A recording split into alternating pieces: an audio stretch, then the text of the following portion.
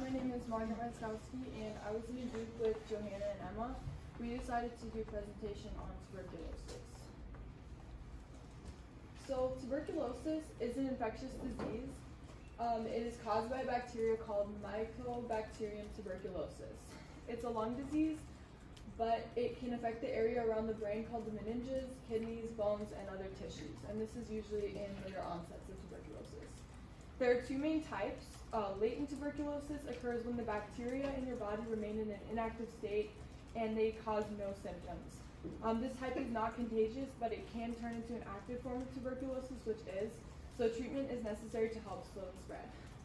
The second type is active tuberculosis, which makes you sick and it is very contagious. And it can occur in the first few weeks upon infection of the bacteria, but it can also occur years later. Doctors really aren't sure why, but they're doing research to figure this out. So some common symptoms are persistent cough, hemoptysis, which is the coughing up of blood, night sweats, fever, chest pain, weight loss, loss of appetite, unintentional weight loss, and malaise, which is a general feeling of discomfort and illness, and then also fatigue. Tuberculosis is caused by a transmission of respiratory droplets, either through sneezing or coughing by an infected person.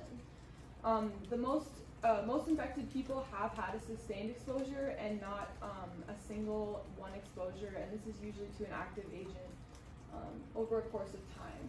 And what happens is the bacteria becomes lodged in the lower lobes of the lung, where it will begin to multiply very quickly. So some assessments and diagnosis. The assessments that are going to take place will be a historical exam, a physical exam, and a psychosocial exam. For the historical exam, nurses will ask you about if you've had any previously existing lung conditions, disorders, or illnesses, any previous history of developing tuberculosis, also a history of drug therapy, or if you have been in contact with anyone who has developed tuberculosis. The nurse for the physical exam will just do some basic assessments, but they will also do some more in-depth things revolving around your lungs and chest. This will be checking for rapid heart rate, rapid or difficulty breathing, and then also diminished or absent breath sounds, along with checking for crackles in the lungs. And then the psychosocial exam is also really important for tuberculosis, and this is just because people with tuberculosis are probably experiencing feelings of alienation or separation, because this is a very communicable disease, and doctors will usually put them into isolation or quarantine if they are suspected of having tuberculosis, just because it's so contagious. And so it's important for them to be able to express their feelings to their doctors and get the help that they need. For the official diagnosis,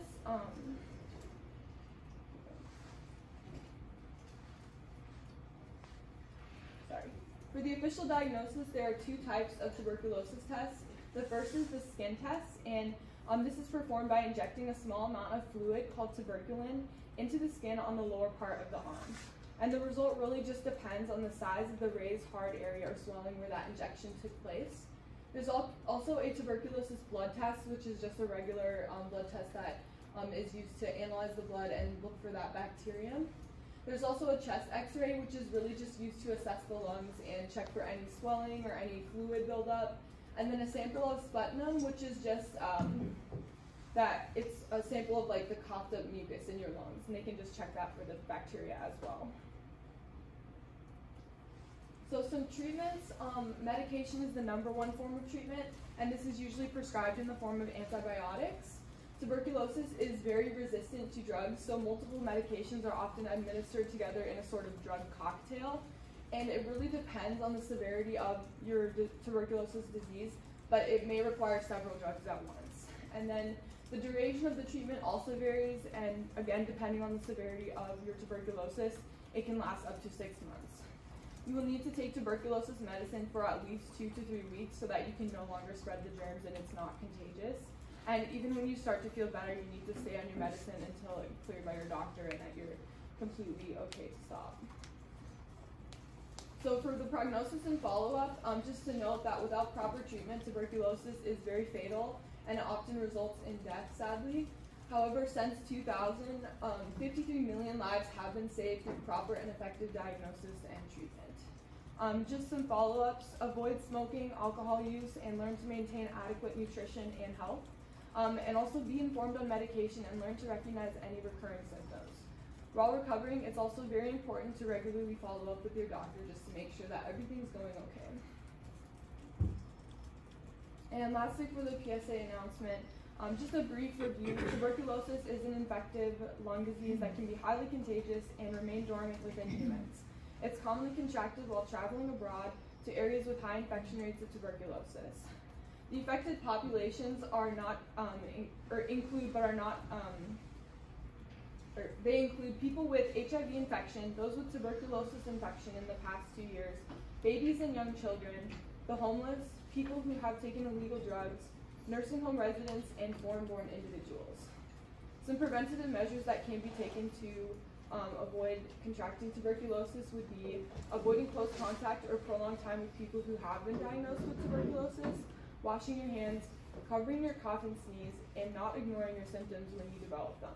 Also, it's important to stay home or visit your doctor if you are not feeling well. And last of all, some future research that is being conducted. It's important to note that there is currently no vaccination for tuberculosis, but scientists are working to understand the disease better so that one can be developed. Also, another important note is the multi-drug resistance that tuberculosis does pose. This really has intensified the need for effective drug treatment, and researchers are now testing new medications and combinations of drug therapies to affect this disease and make treatment more effective for patients. These are our sources. If you have any questions, you can go ahead and click the links and do some research for yourself.